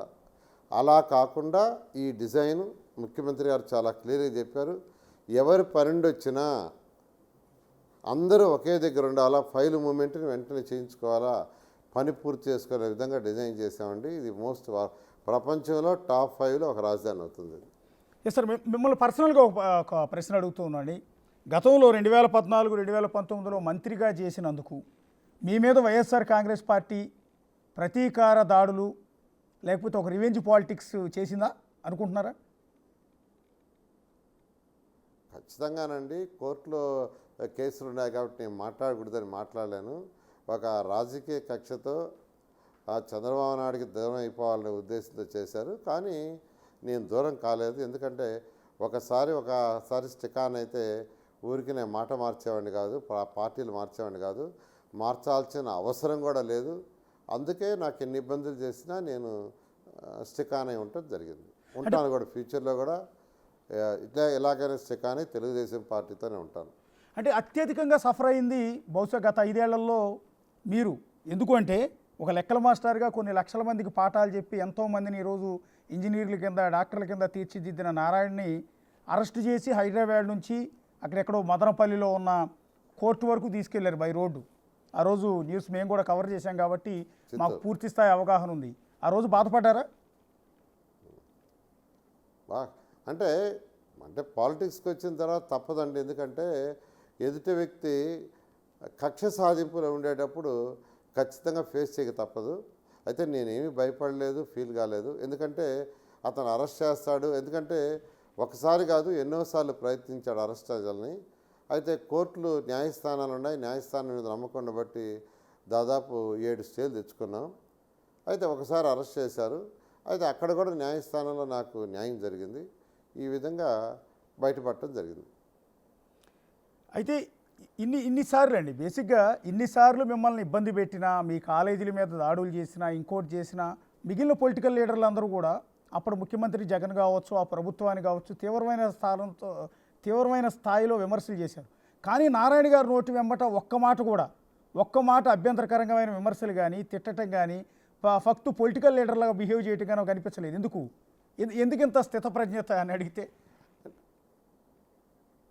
అంటే నేను యాక్చువల్గా ఎక్కువగా ఏంటంటే వర్క్ చేయడానికి ఇష్టపడతాను. ప్రజలు ఎప్పుడు కూడా మనం చేసే వర్క్ని రికగ్నైజ్ చేస్తారు. ఎందుకంటే ప్రజల చేత ఎన్నుకోబడి లేదా ప్రజలకు సేవ చేసే పోస్టులోకి వచ్చిన తర్వాత సేవ చేయటమే. 2014 నుంచి 19 దాకా అదే చేశాను. అప్పుడు కూడా తిట్టలేదు. తర్వాత 19 నుంచి 24 దగ్గర కూడా నేను అదే కంటిన్యూ చేశాను. ఈరోజు కూడా అదే కంటిన్యూ చేస్తున్నాను. అయితే ఎప్పుడన్నా ఏదన్నా అంటే ఇలాంటివి ఉన్నప్పుడు, ఫర్ ఎగ్జాంపుల్ నేను మొన్న ఈవినింగ్ 7:30కి వాటర్ ఒక్క చుక్క లేకుండా చేశాను. ఈవెన్ జర్నలిస్ట్ కాలనీలో కూడా ఉంటే కూడా ఆ నీళ్ళు కూడా తీసేశా. అయితే జర్నలిస్ట్ కాలనీ అవతల ఒక 40 ఇళ్ళు దూరంగా పొలాల్లో ఉండే కొద్దిగా నీళ్లు ఉన్నాయి. నేను అనౌన్స్ చేశాను మొన్న ఈవినింగ్ 7:30కి, మొత్తం బుడమేరు వల్ల వచ్చిన వరద మొత్తం పోయింది, ఎక్కడా నీళ్లు లేవు ఆ 40 ఇళ్లలో తప్ప, శానిటేషన్ కూడా పూర్తయిందని. 7:30కి అనౌన్స్ చేశాను. 8:30కి టీవీలో, మళ్ళీ 8:30-9కి టీవీలో వచ్చేసింది. మళ్ళీ వరద వచ్చేసింది, భయభ్రాంతులు చేశారు, ఇళ్లలో నుంచి పరిగెత్తేశారు. అయితే మళ్ళీ నేను టీవీలో ఫోన్ చేయటం, తర్వాత మినిస్టర్కి ఫోన్ చేయటం, కన్సర్న్ మినిస్టర్ ఇరిగేషన్ మినిస్టర్కి, అటువంటిది ఏమీ లేదు, బుడవేరులో కేవలం 800 క్యూసెక్లు ఉన్నాయి, 15,000 వచ్చినా ఇబ్బంది లేదని చెప్పారు. మళ్ళీ మీ టీవీల ద్వారానే ప్రజలకు చెప్తే ప్రజలు శాంతించారు. ఇట్లాంటి అరాచక పనులు చేసేది ఆ వైసీపీ పార్టీ. అటువంటివి తప్పితే నేను యాక్చువల్గా మిగతా విమర్శించలేదండి. అప్పుడు చేయలేదు, ఇప్పుడు చేయట్లేదు. ఈరోజు కూడా నా పనినే ప్రజలు రికగ్నైజ్ చేస్తున్నారు. అంటే మిమ్మల్ని అరెస్ట్ చేశారు, మీ మీద రాజధాని భూముల ఆరోపణలు చేశారు, ఆ కేసు పెట్టారు మీ మీద. ఇన్నర్ రింగ్ రోడ్లో స్కామ్ జరిగిందని దానిలోనూ మీ మీద కేసు పెట్టారు. ఇట్లా చాలా విషయాల్లో మిమ్మల్ని ఇబ్బంది పెట్టారు. ఆ టైంలో పార్టీ మారాలి అని, టీడీపీని వదిలిపెట్టి వైసీపీలో చేరాలి అన్న ప్రపోజల్ కానీ, ఆ ఒత్తిడి కానీ మీ వరకు వచ్చే ఉంటుంది ఖచ్చితంగా. నాకు అసలు అంటే అటువంటిది ఏమీ లేదండి. 0.0001% కూడా. ఎందుకంటే సమస్యలు వస్తుంటాయి, పోతుంటాయి. వచ్చినప్పుడు బేర్ చేసినప్పుడే మనం స్టెబాన్గా నాయకులు అవుతాం. అది నా ఉద్దేశం. మాత్రాన మీకు కాదు మిమ్మల్ని పార్టీలో చేరమని వాళ్ళ వైపు నుంచి ఆ స్థాయిలో ఒత్తిడి వచ్చిందా అని అడుగుతున్నా. ఖచ్చితంగానండి, ఖచ్చితంగా ఒత్తిడి వచ్చింది. కానీ నేను మాత్రం స్టబాన్గా ఉన్నాను, స్టబాన్గా ఉంటాను కూడా.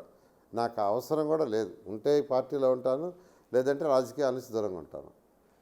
సార్ ఒక్కొక్కసారి పక్క రాష్ట్రం దూరంగా ఉండాల్సిన అవసరం కూడా లేదు. చెప్పండి. అంటే పక్క రాష్ట్రం తెలంగాణలో, పర్టికులర్గా హైదరాబాద్లో హైడ్రా అనే కొత్త సిస్టమ్ని ఇక్కడ సీఎం రేవంత్ రెడ్డి గారు తీసుకొచ్చారండి. ఎన్ని విమర్శలు వచ్చినా ప్రతిపక్షాలు దాడులు చేస్తున్నా వెనక్కి తగ్గట్లేదు. ఎవరైతే చెరువుల్ని చెరబట్టి ఇష్టారాజ్యంగా ఆక్రమించి బిల్డింగులు కట్టారో, వ్యాపారాలు చేస్తున్నారో వాటన్నిటిని నిర్దాక్షిణ్యంగా కూల్చేస్తున్నారు. ఈవెన్ సినిమా హీరో నాగార్జున అక్రమంగా కట్టిన చెరువులో కట్టిన ఎన్ కన్వెన్షన్తో సహా కూల్చిపారేశారు. సో దీని మీద మీ అభిప్రాయం ఏంటి సార్? అది కరెక్టేనంటారా? ఖచ్చితంగానండి. ఇక్కడ మన ఆంధ్రప్రదేశ్లో కూడా ఆపరేషన్ బుడమేరని సీఎం గారు అనౌన్స్ చేశారు. ఎందుకంటే ఈరోజు నిజంగా బుడమేరు యొక్క వెడల్పు ఎంత ఉందో అంతే ఉండి, అదేవిధంగా దాని నుంచి సైడ్ నుంచి వచ్చే కెనాల్స్ ఉన్నాయి కొన్ని, అంటే బుడమేరు లోపలికి నీళ్లు పోయే కెనాల్స్ ఉన్నాయి కొన్ని, అవి ఉండాల్సిన సైజు కానీ ఉండుంటే ఈరోజు 7 లక్షల మంది సఫర్ అయ్యాల్సిన అవసరం ఉండేది కాదు. 7 లక్షల మంది ప్రజలు ఈరోజు సఫర్ అయ్యారు. విజయవాడ సిటీలో 32 డివిజన్లు, పక్కన ఉన్న విలేజెస్. అందువల్ల ముఖ్యమంత్రి గారు చాలా క్లియర్గా ఆపరేషన్ బుడమేరుని స్టార్ట్ చేశారు. ఈ ఆపరేషన్ బుడమేరుని ఆంధ్రప్రదేశ్లో ఉన్న 26 జిల్లాల్లో మేము ఇంప్లిమెంట్ చేస్తాం. అవసరమైతే చట్టాన్ని కూడా కొద్దిగా మారుస్తాం. చట్టాలు ఏదైనా అవసరమైతే చట్టాన్ని కూడా సవరించడం జరుగుతుంది. అంటే తెలంగాణ సీఎం రేవంత్ రెడ్డి గారు తీసుకొచ్చినట్టుగా ఆంధ్రప్రదేశ్లో కూడా హైడ్రా లాంటి దాన్ని ఏమన్నా అమలు చేసే ఆలోచనలో ఉన్నారా? ఆల్రెడీ ఆపరేషన్ బుడమేరని సీఎం గారు అనౌన్స్ చేశారండి. దానికి సంబంధించిన చట్టాలు ఏమైనా ఉంటే చేసి ముందుకు పోవడం జరుగుతుంది. సో ఇదే విధంగా మీరు విజయవాడలో కావచ్చు, గుంటూరులో కావచ్చు, కర్నూలు, కడప, కాకినాడ, లేకపోతే విశాఖపట్నం, రాజమండ్రి, ఇలా ఏ సిటీలో చూసినా హైదరాబాద్ మాదిరిగానే ఈ విధంగా పంట కాలువలను ఆక్రమించి ఇష్టం వచ్చినట్టు బిల్డింగులు కట్టారు. చెరువులను అయితే చాలా చోట్ల కబ్జాలు చేసేశారు. సో వీటన్నిటిని తొలగించాలి అంటే మీరు కూడా తెలంగాణలో రేవంత్ రెడ్డి ఎదుర్కొంటున్నట్టుగానే విమర్శలు ఎదుర్కోవాల్సి ఉంటుంది. పర్టికులర్గా వైసీపీ నుంచి దాడి కూడా మొదలవుతుంది. ఎలా తట్టుకోగలుగుతారు ఇదంతా? ఇక్కడ ఒకటండి, ఎవరైతే ఈ కట్టల మీద పేదలు నిరుపేదలు ఉండారో వాళ్ళందరికీ ఆల్టర్నేట్ హౌస్ ఏర్పాటు చేయమన్నారు. ముఖ్యమంత్రి గారు అయితే వాళ్ళందరికీ టిట్కో హౌస్ ఏర్పాటు చేయండి, పేదలు నిరుపేదలు ఇబ్బంది పడకూడదు. అయితే ఎవరైతే బడా నాయకులు ఉన్నారో వాళ్ళ విషయంలో మీరు ఎటువంటి కాంప్రమైజ్ కావద్దు, మీరు డైరెక్ట్ యాక్షన్ పొమ్మన్నారు. ఏ పార్టీ వాళ్ళైనా ముందుకు పొమ్మన్నారు. కాబట్టి ముందుకు పోవటం జరుగుతుంది.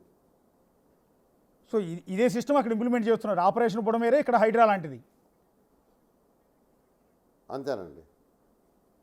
అంటే ఇక్కడ హైడ్రా మీరు గమనించి ఉంటారండి, రేవంత్ రెడ్డి గారు సపరేట్ రంగనాథ్ లాంటి ఒక సిన్సియర్ పవర్ఫుల్ ఆఫీసర్ని ఐపీఎస్ని దానికి ఇన్ఛార్జిగా పెట్టారు.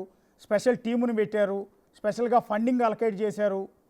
ఎవ్వరు ఒత్తిళ్ళకి లొంగాల్సిన అవసరం లేదు, డైరెక్ట్ రిపోర్టింగ్ టు సీఎం అన్నట్టుగా పెట్టారు. రాజకీయ ఒత్తిళ్ళకి లొంగాల్సిన అవసరం లేదని చెప్పారు. మరి ఏపీలో మీరు ఇంప్లిమెంట్ చేయబోయే ఈ టీం కూడా అలాగే ఉంటుందా? ఖచ్చితంగానండి. స్టడీ చేయమని ఇచ్చాం. యాక్చువల్గా స్టడీ చేస్తున్నారు. దానికి ఎలా చేయాలో, చట్టం ఎలా చేయాలనేది ఖచ్చితంగా వాళ్ళు చేసింది కూడా స్టడీ చేస్తాం. నేను అధికారులకు ఆల్రెడీ చెప్పాను. వాళ్ళు ఏం చేశారు, ఎలా చేశారు డీటెయిల్స్ తీసుకురామని అధికారులు ఆల్రెడీ ఆ పని మీద ఉన్నారు. ఇక్కడ కూడా అవసరమైన చట్టాలు చేసి ముఖ్యమంత్రి గారికి చెప్పి దాని మీద ముందుకు పోవడం జరుగుతుంది. ఎందుకంటే ఈ యొక్క కెనాల్స్ ఏదైతే ఉన్నాయో అవి ఓవర్ వేల సంవత్సరాల నుంచి ఫ్లడ్ వచ్చినప్పుడు వెళ్ళిపోయే కెనాల్స్. అయితే ఈ బిల్డింగ్లు ఆక్యుపై చేయటం వల్ల హెవీ అయినప్పుడు అవి వెనక్కి దన్నప్పుడు ఈ విధంగా యాక్చువల్గా ఇబ్బంది జరుగుతుంది. ఫర్ ఎగ్జాంపుల్ 2015లో నెల్లూరులో ఎలాగ జరిగింది. చెరువు ఓవర్ఫ్లో అయింది. కెనాల్స్ అన్నీ ఇరిగేషన్ కెనాల్స్ అన్నీ క్లోజ్ అయినాయి, దగ్గరకు వచ్చినాయి. అంటే 10 అడుగులు ఉండే కెనాల్ 2 అడుగులకు వచ్చింది. అందువల్ల నీళ్ళన్నీ వెనక్కి వచ్చి ఫస్ట్ ఫ్లోర్ కూడా మునిగిపోయినాయి. ఆ రోజు చంద్రబాబు నాయుడు గారు 4 days నెల్లూరులో ఉన్నారు. ఈసారి 10 రోజులు ఉన్నారు. వీటన్నిటికి కారణం ఏంటంటే ఇరిగేషన్ కెనాల్స్ ఏదైతే ఉన్నాయో వాటిని ఆక్యుపై చేయటమే. వాటికి సంబంధించిన చెరువులు కూడా ఓపెన్ కావాలండి. జనరల్గా ఏంటంటే ఫ్లడ్ వచ్చినప్పుడు చెరువుల్లో స్టోర్ చేస్తారు, అవసరమైనప్పుడు దాన్ని వాడుకుంటారు. ఉన్న చెరువులు కూడా క్లోజ్ అయినప్పుడు ఫ్లడ్ ఎక్కడికి పోద్ది, ఇళ్ల మీదకి వస్తుంది. అందువల్ల ఈ ఆపరేషన్ చెరువులు కానీ కెనాల్స్ మీద కానీ ఖచ్చితంగా ఓపెన్ చేయక తప్పదు. చేయకుంటే మళ్ళీ 7 లక్షలు అలా అయితే విజయవాడలో ప్రజలు ఇబ్బంది పడ్డారో అలా ప్రజలు ఇబ్బంది పడాల్సి వస్తుంది. అందువల్ల ఆపరేషన్ బుడమేరు ఖచ్చితంగా ఇంప్లిమెంట్ చేయడం జరుగుతుంది. అంటే బుడమేరును ఆనుకుని మీరు అన్నట్టుగా ఎవరైతే కబ్జాలు చేసి ఆక్రమించి బిల్డింగులు ఇల్లు కట్టుకున్నారో వాళ్ళలో టీడీపీ వాళ్ళు కూడా ఉన్నారు. వాళ్ళే కూడా కొంచెం కొట్టేయాలి కదా. ఏ పార్టీ ఉన్నాననే టీడీపీ కానీ ఏ పార్టీ ఉన్నా ముందుకెళ్ళమని సీఎం గారు చాలా క్లారిటీ ఇచ్చారండి. ఆ క్లారిటీ మీద ముందుకు పోతాం. అయితే దాంట్లో పేదలు నిరుపేదలు ఎవరైనా వాళ్ళకి ఆల్టర్నేట్ అరేంజ్ చేయమన్నారు. వాళ్ళకి పర్టికులర్ టిట్కో హౌస్ అలాట్ చేయమన్నారు. అవి చేయడం జరుగుతుంది. అంటే ఇప్పుడు ఆపరేషన్ ఈ బుడమేరు వరదకు సంబంధించి వైఎస్ఆర్ కాంగ్రెస్ పార్టీ అనేక రకాల ఆరోపణలు చేసింది. స్వయంగా మాజీ ముఖ్యమంత్రి జగన్ కూడా సింగనగర్ వచ్చి ఇది మ్యాన్ మేడ్ ఫ్లడ్స్ అని మీ మీద ఆరోపించారు. కేవలం ఏదైతే కృష్ణా కరకట్ట మీద ఉన్న చంద్రబాబు నాయుడు నివాసం మునిగిపోతుంది కాబట్టే ఆ వాటర్ని మొత్తం కూడా ఇటు డైవర్ట్ చేశారు, బుడమేరుతో సింగనగర్ మొత్తాన్ని కూడా ముంచారు అన్న ఆరోపణలు కూడా చేశారు. అంటే ఆయన మొత్తం అనాలిసిస్ చేయాలి, స్టడీ చేయాలండి. ఎవరో రాసిచ్చిన కాగితం కాదు. ఎందుకంటే ఫస్ట్ బుడమేరు 30,000 క్యూసిక్కులు వచ్చి దాని కెపాసిటీ 14,500 అయితే 30,000 క్యూసెక్కులు వచ్చి అక్కడ 3 దగ్గర గండిపడింది. తెలుగుదేశం ప్రభుత్వం ఉన్నప్పుడు యాక్చువల్గా కొన్ని టెండర్లు పిలిచారు రిపేర్కి. అసలు ఆ రిపేర్ చేసింటే బహుశా అది గండిపడి ఉండేది కాదు. సో వైసీపీ ప్రభుత్వం కానీ నిజంగా చేస్తుంటే కంటిన్యూ చేస్తుంటే ఆ టెండర్లు క్యాన్సిల్ చేశారు, పని చేయలే. 30,000 వచ్చింది. 14,500 కెపాసిటీ ఉంటే ఒక్కసారి 30,000 వచ్చింది. ఫస్ట్ స్టడీ చేయాలా. అప్పుడు యాక్చువల్గా అజిత్ నగర్ మీద నీళ్ళు వచ్చినాయి. తరువాత కృష్ణానది 11.43 లక్షల క్యూసెక్లు తర్వాత వచ్చింది. ముందు వచ్చింది బుడమేరండి. అది జగన్ గారు అనాలిసిస్ చేయాలా, ఆయన ఏం అనాలిసిస్ చేయడు. ఎవరో కాగితం ఇస్తే దాన్ని చదివేసిపోతాడు. అలాంటి ముఖ్యమంత్రి కాబట్టే 11 సీట్లతో ఆయన పక్కన ఉండమని చెప్పి ప్రజలు పక్కన పెట్టారు. అంటే 11 లక్షల వరదొచ్చిన సందర్భంలో కొట్టుకొచ్చిన బోట్లు ఏవైతే ఉన్నాయో ఆ 4 బోట్లని ఉద్దేశపూర్వకంగా కుట్ర ప్రకారం ప్రకాశం బ్యారేజీని డ్యామేజ్ చేయాలన్న ఉద్దేశంతోనే వైసీపీ నేతలు వదిలారు అని రీసెంట్గా మీ ప్రభుత్వానికి సంబంధించిన నేతలు అధికారులు ఆరోపించారు. కొంతమందిని అరెస్టు కూడా చేశారు. యాజ్ ఏ మంత్రిగా మీకు దాని గురించి పూర్తి అవగాహన ఉంది. మీరు అదే నమ్ముతున్నారా, కుట్ర ప్రకారమే ఆ బోట్లు వదిలారని? ఖచ్చితంగానండి. ఎవరైనా బోట్లు అనేది లంగరేసుకుంటారు. అందులో అంత పెద్ద బోట్లు లంగరేసుకుంటారు. కానీ వదలటం అంటే ఖచ్చితంగా వాడు వెనకాల కుట్రతోనే చేశారు. దాని మీద అధికారులు పూర్తిగా దర్యాప్తు చేస్తున్నారు.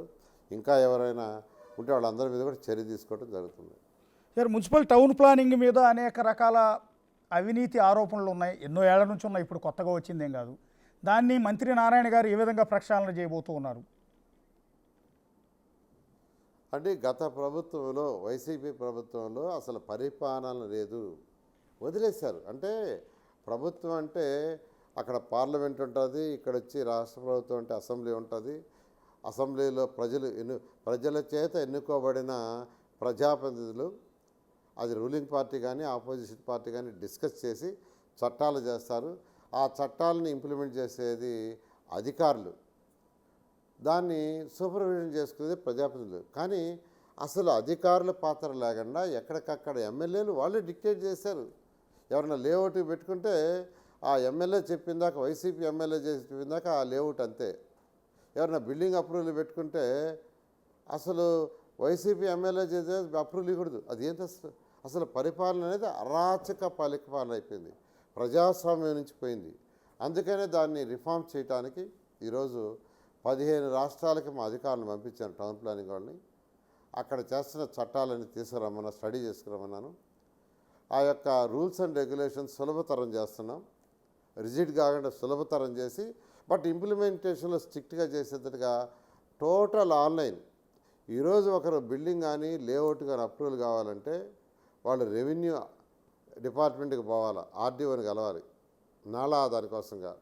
అదేవిధంగా రిజిస్ట్రేషన్ ఆఫీస్కి పోవాలి, అదేవిధంగా ఫైర్కి పోవాలి, ఎయిర్పోర్ట్ దగ్గర ఉంటే ఎయిర్పోర్ట్ అథారిటీ కావాలి, సీ కోస్ట్ దగ్గర ఉంటే వాళ్ళ అథారిటీకి పోవాలి. అలా కాకుండా ఈ మధ్య వాళ్ళందరితో డిస్కస్ చేసాం. వాళ్ళ సాఫ్ట్వేర్లని మా మున్సిపల్ సాఫ్ట్వేర్తో ఇంటిగ్రేట్ చేస్తున్నాం. అది చేసినప్పుడు ఎవరు ఒక బిల్డింగ్ అప్రూవల్ అయినా లేఅవుట్ అప్రూవల్కైనా ఆన్లైన్లో మున్సిపల్ సాఫ్ట్వేర్లో అప్లై చేసుకుంటే అది ఆటోమేటిక్గా ఆ డిపార్ట్మెంట్కి పోతుంది. ఆ డిపార్ట్మెంట్లో ఆన్లైన్ అప్రూవల్ వస్తుంది. కాబట్టి ఎవ్వరు కూడా ఏ ఆఫీసులు తిరగకుండా కేవలం ఆన్లైన్లో వచ్చే విధంగా సిస్టమ్ తీసుకొస్తున్నామండి. దానికి మరొక 1 మంత్ పడుతుంది. 1 మంత్లో ఆ సిస్టమ్ తీసుకొస్తే బహుశా భారతదేశంలోనే కాదు ప్రపంచంలోనే నెంబర్ 1 సిస్టమ్ త్వరలో కాబోతుంది. ఓకే సార్, ఇప్పుడు మీరు మున్సిపాలిటీల పరిధిలో ఎంటైర్ ఆంధ్రప్రదేశ్ మొత్తం కూడా టిడ్కో ఇళ్ళు కట్టారు అప్పట్లో. సరే, లాస్ట్లో ఎలక్షన్స్ వచ్చినాయి, మీరు డిస్ట్రిబ్యూట్ చేయలేదు. అవి చాలా కాలం పాటు కొన్ని చోట్ల గబ్బిలాలు తిరుగుతూ ఉన్నాయి, బూజు పట్టేసి. కొన్ని మాత్రమే ఏదో వైసీపీ ప్రభుత్వం హ్యాండ్ ఓవర్ చేసినట్టుంది. సో వాటిని కంప్లీట్ చేసి ఎప్పుడు ప్రజలకు అందించబోతున్నారు మీరు? అంటే అప్పుడు 7 లక్షల ఇళ్ళు శాంక్షన్ చేసామండి. అందులో 4,70,000కి టెండర్లు పిలిచాము. ఆ వర్క్ అన్ని టేకప్ చేసాము 4 లక్షలు. అయితే కొన్ని హౌసెస్ కంప్లీటే హ్యాండ్ ఓవర్ చేసాము మా ప్రభుత్వంలో. మిగతా అన్నీ ఆ ప్రభుత్వానికి ఇష్టం లేదు. 1 సెంటు భూమి ఇచ్చి 4 గోడలు కట్టి స్లాబ్ వేసే సిస్టంతో వీటిని నిర్విరామం చేసింది. అయితే ఆ హౌస్లన్నిటి ఇవ్వడానికి ముఖ్యమంత్రి గారు టేకప్ చేయమన్నారు. దాని మీద స్టడీ చేస్తున్నాం. ఎందుకంటే మేము పెట్టిన పాలసీలన్నీ ఆయన తీసేశారు. ఆ పాలసీలన్నీ స్టడీ చేసి సీఎం గారు తీసుకురామన్నారు. అదే కేంద్ర ప్రభుత్వంతో కూడా మాట్లాడుతున్నాం. త్వరలో ఒక 1 మంత్లో ఆ వర్క్స్ అన్ని టేకప్ చేయడానికి ప్రయత్నిస్తున్నాం. అంటే సార్, టిడ్కో ఇళ్ళ కోసం చేసి ఆ ఇళ్ళన్నీ మళ్ళా పేదలు చెప్పండి సార్. ఆ టిడ్కో ఇళ్ళ కోసం అప్పట్లో ప్రజల నుంచి కొంత అమౌంట్ కూడా కట్టించుకున్నారు. కొంతమంది 25,000, 50,000 రూపాయలు కట్టారు ప్రభుత్వానికి చెక్కుల రూపంలో. ఏదంటే 300 గజాలు, 300 SFT, 400 SFT అని ఇట్లా డిఫరెంట్ కేటగిరీలో ఫ్లాట్లు అలాట్ చేసి మంత్లీ ఇంతంత అమౌంట్ కట్టించుకోవాలని ప్రిలిమినరీగా కొంత అమౌంట్ కట్టించుకున్నారు. వాళ్ళకి వైఎస్ఆర్ ప్రభుత్వంలో ఆ ఫ్లాట్లు అలాట్ కాలా. వాళ్ళందరూ పరిస్థితి ఏంటి సార్? అంటే 3 రకాల ప్లాట్లు పెట్టామండి. 300, 360, 430. దానికి యాక్చువల్గా దానికి కొంత కట్టించుకున్నాము. ఆ రోజు మేము కట్టించుకున్నాం, తర్వాత ప్రభుత్వం కూడా కట్టించుకున్నది. 300కి కాదు, 360కి, 430కి. అయితే వాళ్ళందరూ ఎక్కడికి పోయినా అడుగుతున్నారు, సార్ మా దగ్గర డబ్బులు కట్టించుకున్నారు, మాకు ఇల్లు ఇవ్వలా, బ్యాంక్ కూడా నోటీస్ పంపిస్తున్నారు. అది వైసీపీ ప్రభుత్వం యొక్క పరిపాలన. వాళ్ళు ఏం చేశారంటే ఇల్లు పూర్తి చేయాలా, అలాట్ చేయాలా, వాళ్ళ పేరుతో బ్యాంకు లోన్లు తెచ్చారు. బ్యాంకులో వాళ్ళకి నోటీస్ ఇచ్చి మాకు లోన్ కట్టమంటున్నారు, వాళ్ళకి లోన్ కట్టమంటున్నారు.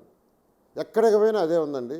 అయితే వాళ్ళందరికీ చెప్పాం, ముఖ్యమంత్రితో మాట్లాడుతున్నాం, ఆ ఇల్లు పూర్తి చేసి మీకు త్వరలో ఇస్తామని.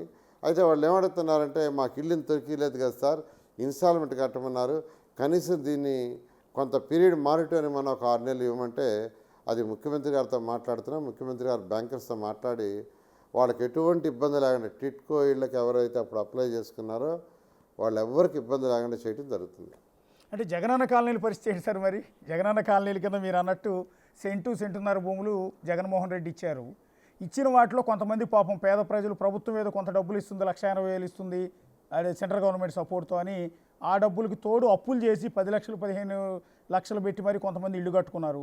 కొంతమంది ఏమో ఫౌండేషన్ లెవెల్ వరకు, పుట్టింగిల్ లెవెల్ వరకు వేసిన వాళ్ళు కొంతమంది ఉన్నారు ఇన్కంప్లీటెడ్గా. వాళ్ళందరి పరిస్థితి ఏంటి సార్? అంటే ఏదైతే ఆల్రెడీ స్టార్ట్ చేశారో ఆ వర్షన్ ముఖ్యమంత్రి గారు క్లారిటీ ఇచ్చారండి, వాటిని యాక్చువల్గా కంటిన్యూ చేయమని.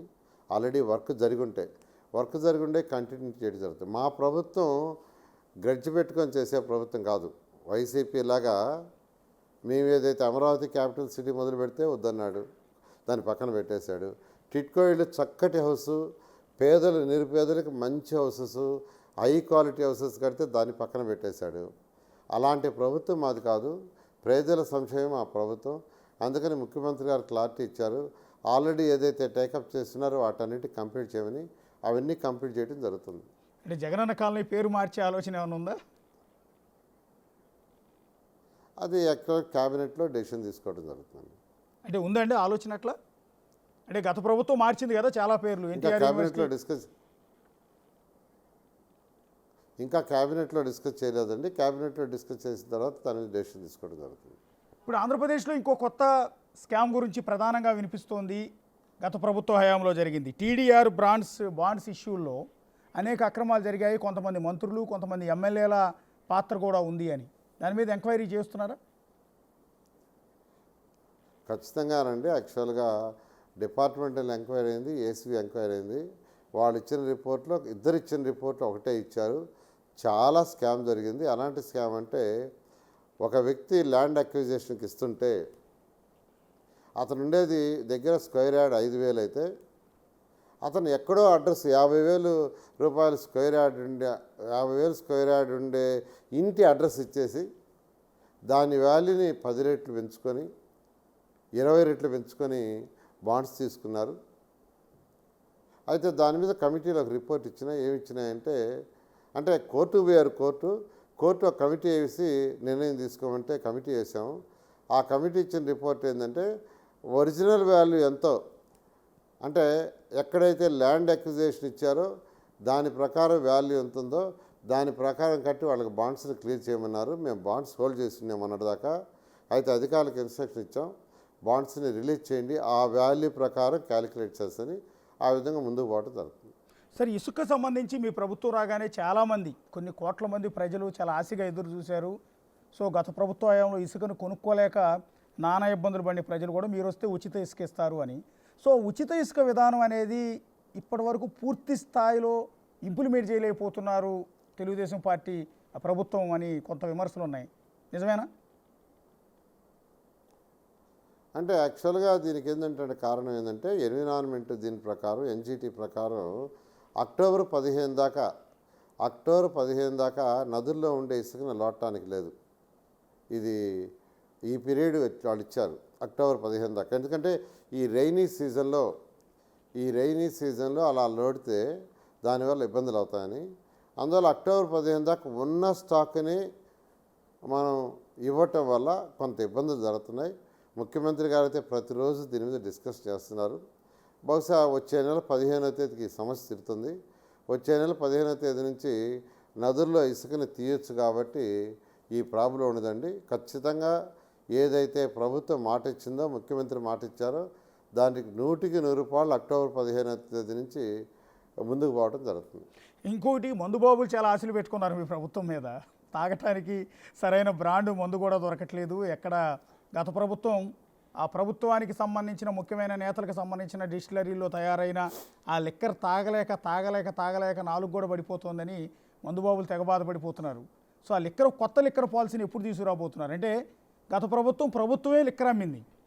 సో ఇప్పుడు మీ ప్రభుత్వం వచ్చిన ఈ 3 నెలల్లో కూడా ఇంకా ప్రభుత్వం కిందే ఉంది. సో అది ప్రభుత్వం కిందే ఉంచుకుని ప్రభుత్వం ద్వారానే లిక్కర్ అమ్ముతారా, ప్రైవేట్ వాళ్ళకి ఇచ్చేస్తారా? అంటే గత ప్రభుత్వం చేసిన ఈ టెండర్లు కానీ ఏదైనా ప్రభుత్వం అమ్మటం కానీ అక్టోబర్ దాకా టైం ఉందండి. యాక్చువల్గా అక్టోబర్ ఐ థింక్ 5వ తేదీ వరకేమో. సో పాలసీని రెడీ చేస్తున్నారు. దానికి ఒక సబ్ కమిటీ వేశారు ముఖ్యమంత్రి గారు మంత్రులతో. ఆ కమిటీ యాక్చువల్గా దానితో పాలసీ తయారు చేస్తుంది.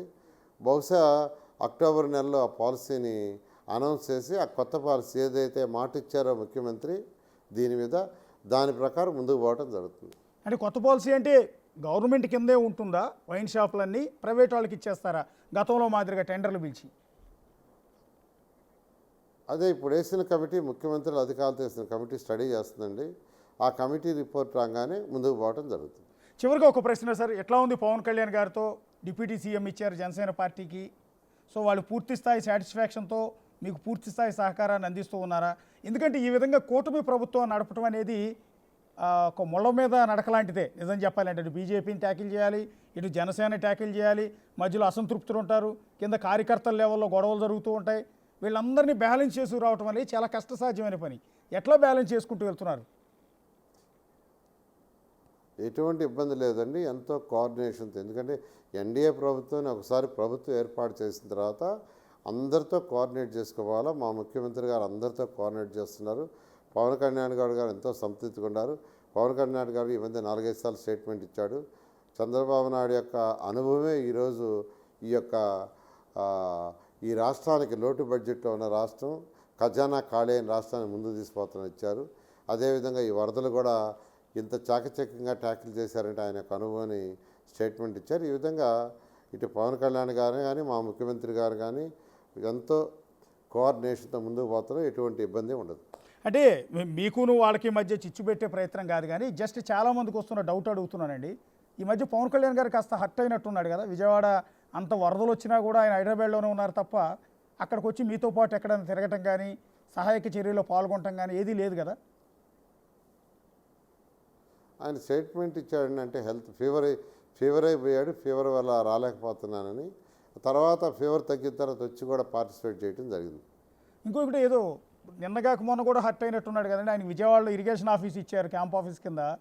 దానికి మెయింటెనెన్స్ కింద 82 లక్షలు రిలీజ్ చేయగానే వైఎస్ఆర్ నేతల నుంచి ఆ సోషల్ మీడియా నుంచి విమర్శలు రావడంతో ఆయన ఖాళీ చేసేసి నేను నా ఇంట్లోంచి క్యాంప్ ఆఫీస్ నడుపుకుంటానని వెళ్ళిపోయారు కదా.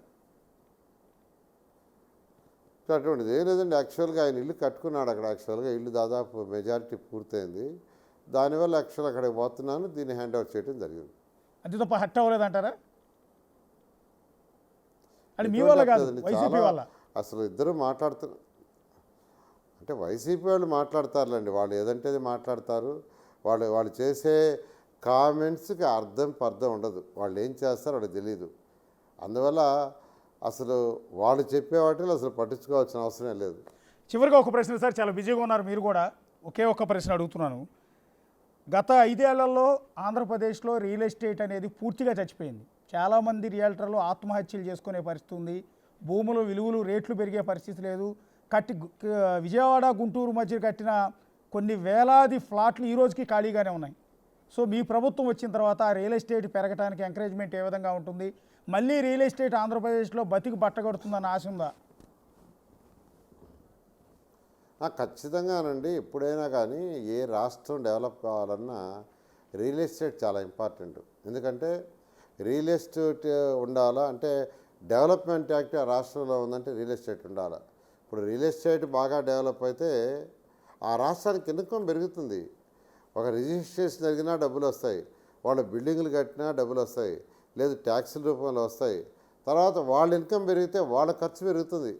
వాళ్ళు బిల్డింగ్లు కట్టుకోవటమో లేదంటే కార్లు కొనుక్కోవటమో ఖర్చు పెట్టడం, వాళ్ళ ఇన్కమ్ పెరిగినప్పుడు గవర్నమెంట్కి జిఎస్టీ వస్తుంది. ఇలా మల్టిపుల్ అవుతుంది. రియల్ ఎస్టేట్ బిజినెస్ పెరిగితే అన్ని వ్యాపారాలు పెరుగుతాయి.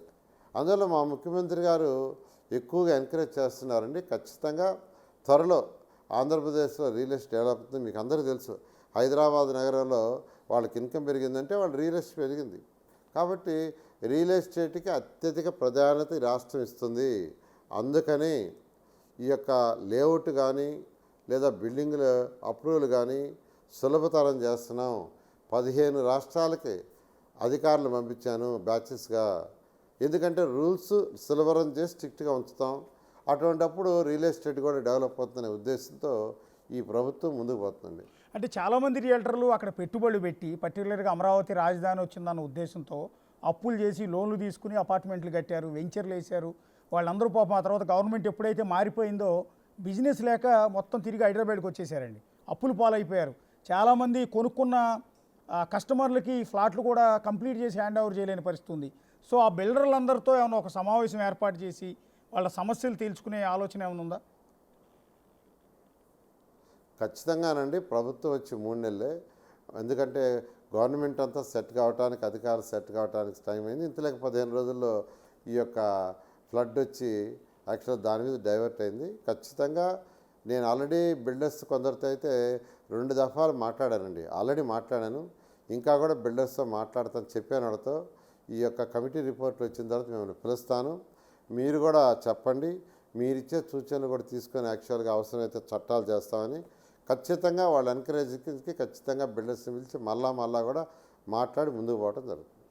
థ్యాంక్ యూ నారాయణ గారు. అది నారాయణ గారు. Thank you Ashok garu. Thank you. నమస్తే. సది మినిస్టర్ నారాయణ గారు. మళ్ళీ అమరావతికి సంబంధించి గతంలో 2014-2019 మధ్యలో మంత్రిగా ఆయనే ఉన్నారు. సో సిఆర్డీఏ కూడా ఆయన చేతుల్లోనే ఉంది. ల్యాండ్ పూలింగ్ దగ్గర నుంచి భవనాలు, ఇప్పుడు ఏవైతే రాజధానిలో భవనాలు ఉన్నాయో ఆ భవనాల శంకుస్థాపన కావచ్చు, వేరు సంస్థలకి భూములు అలాట్మెంట్ కావచ్చు, సీడ్ యాక్సెస్ రోడ్ లాంటి నిర్మాణాలు కావచ్చు, ఇవన్నీ కూడా ఆయన చేతుల మీదుగానే చేశారు. అనూహ్య పరిస్థితుల్లో 2019లో ప్రభుత్వం మారిపోవడంతో అమరావతి మొత్తం కూడా పూర్తిగా ఆగిపోయింది. 3 రాజధానుల ప్రతిపాదన జగన్మోహన్ రెడ్డి తీసుకొచ్చిన సందర్భంలో అమరావతిలో పనులన్నీ కూడా పూర్తిగా ఆగిపోయాయి. సో మళ్ళీ 2024లో ఎన్డీఏ కూటమి అధికారంలోకి రావటం, మళ్ళీ మున్సిపల్ శాఖ మంత్రిగా నారాయణ బాధ్యతలు చేపట్టిన నేపథ్యంలో అమరావతిని పూర్తి చేసే బాధ్యత కూడా ఏదైతే శంకుస్థాపన కార్యక్రమం నుంచి గతంలో భవనాల నిర్మాణం వరకు ఎవరి చేతుల్లో అయితే సాగాయో మళ్ళీ వాటి పునర్నిర్మాణం ఏదైతే ఉందో, లేకపోతే పునరుద్ధరణ కొనసాగింపు అంతా కూడా మళ్ళీ అదే మినిస్టర్ నారాయణ గారి చేతుల్లో మీదకి వచ్చింది. కాబట్టి సో వాటన్నిటిని కూడా పూర్తి చేసే బాధ్యతని భుజానెత్తుకున్నారు నారాయణ గారు. సో చూద్దాం, ఫండింగ్ తీసుకురావడంలో చాలా ఇబ్బందులు ఉంటాయి. మళ్ళీ ల్యాండ్ పూలింగ్ కూడా చేస్తున్నారు. ఇంకా ఆయా ప్రజల్ని, రైతులను ఒప్పించి వాళ్ళ దగ్గర నుంచి మిగిలిన భూములు కూడా తీసుకునే ప్రయత్నం, ఇంటింటికి స్వయంగా మంత్రి వెళ్ళి ల్యాండ్ పూలింగ్ కింద వాళ్ళని ఒప్పించి భూములు తీసుకునే ప్రక్రియ చేపడుతూ ఉన్నారు. అంతేకాకుండా కేంద్ర ప్రభుత్వం నుంచి నిధులు తీసుకురావటం అనేది క్లిష్టమైన సమస్య. ఇవన్నీ కూడా కంప్లీట్ చేసి త్వరలోనే టెండర్లు పూర్తి చేసి మళ్ళీ అమరావతిలో రాజధాని నిర్మాణ పనులు ప్రారంభిస్తాము అనేది మంత్రి నారాయణ ఇస్తున్న హామీ. చూస్తూనే ఉండండి big TV. For more videos like this, subscribe Big TV channel.